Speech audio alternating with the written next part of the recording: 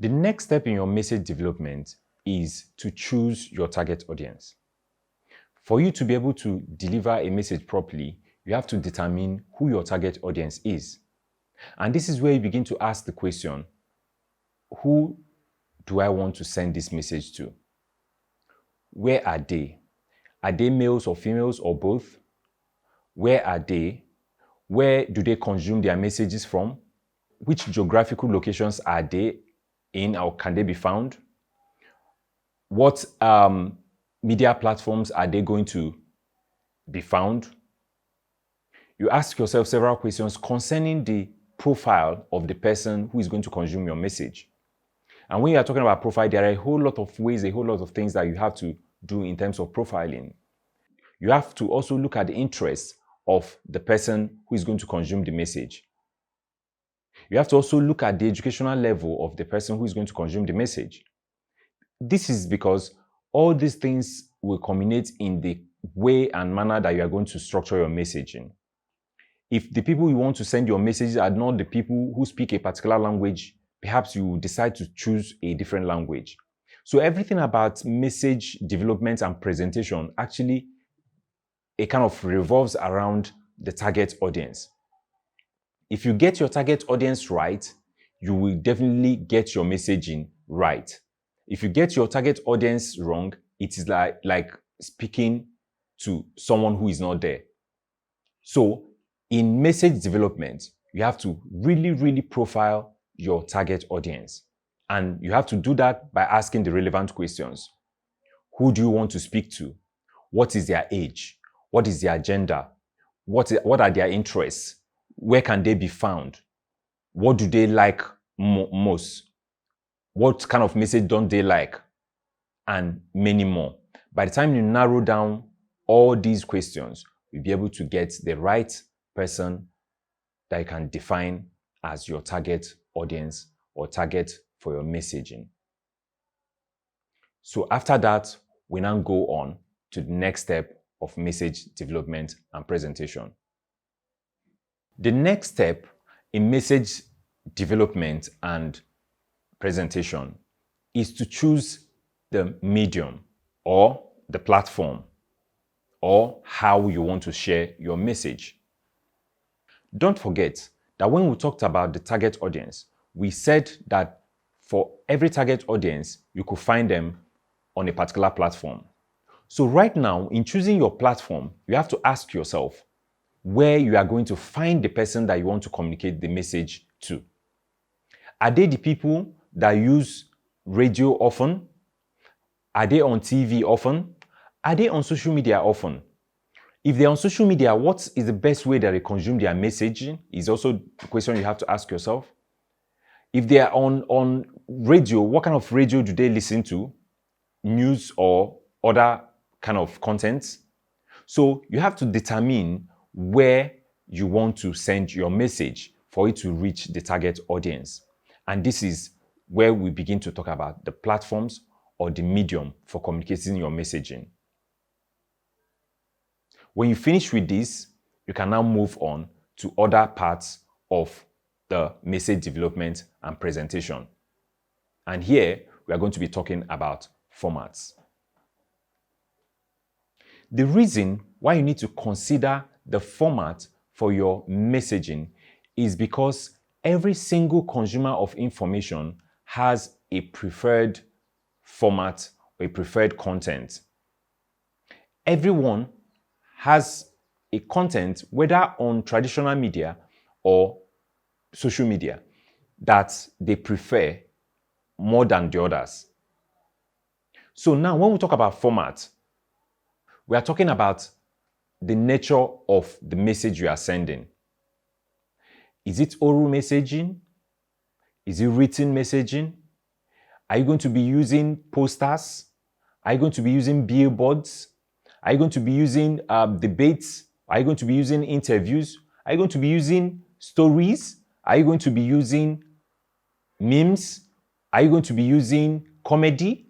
Or are you going to be using news? So every kind of message that you want to pass has to have a format. That is why you see some people who wake up in the morning and the first thing they do is to listen or watch the news, because that's a format where they intend to get the particular information that they want. You see some people, the only way and how they wake up in the morning is to go online to consume comedies. Perhaps that's a way that they also get the kind of information that interests them. You also see some people, they read newspapers. You also see some people on the streets, they want to see which posters are new and not. So those are formats with message contents in them, and you have to determine which format that best suits you. Some people also want to go to their offices, for instance, or in their homes or anywhere, engage people in conversation so that they can get more information about what's happening or what they want to know or what they care about. So those are also processes that people can also get information from, and we call them the formats to your message. So next, we are going to be talking about the message itself. So the next step in presenting or developing your messaging is the message itself. Don't forget that previously we have talked about the idea of the message, the target audience, the formats. I've talked about the platforms. Now, the message itself has to be that thing that you are saying to someone to pass the information that you want the person to get. You have to couch your message, frame your message in such a way that it's understandable and receivable to the person that you want to send the message to.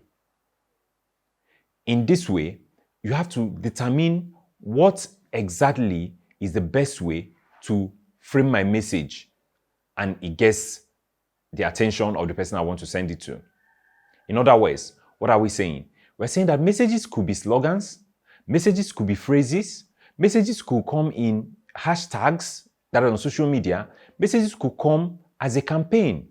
That's why sometimes you go to the newspapers, you are seeing a particular print on a particular information. You go to the radio, you see that particular thing. You go to social media, you see those kind of things trending. It's a campaign designed around a particular thing, and they are running within a particular period of time. An example is the Go Vote campaign, which the Go Vote champions are involved in. So in the campaign, you are to do series of things and send series of messages to certain people to make them to be able to do certain things. For example, the message of go and register is there. Go and collect your PVC is a message. Go and vote. They are all messages. And that is something that you need to think through and frame your message in such a way that somebody will receive it and think about it and also be able to do something afterwards. So the next step in message design and presentation after the message itself is to determine the intended outcome of your messaging. At this level, you are telling yourself, this message that I have framed, what is the call to action in the message? What would that message make people to do? How would I know that this message is successful? What does success look like for me? So when you had sent those messages, how and what are you going to be looking at, and you tell yourself that this message has been impactful? So here, you have to, first of all, at the beginning of designing your message, pen down those things that you know that if you see, you can tell yourself that my message has been successful. So as Go Vote champions, for instance, if you talk to somebody about going to get the PVC, you should be able to also tell yourself that I would know that this message that I've sent to this person is successful if the person is moved enough to go and actually get his PVC. So that is what success looks like for you. So therefore, your message, you have to determine the intended outcome for your message. And when you see those things, you will be able to tell yourself that, okay, my message has been received and it is impactful and it is successful.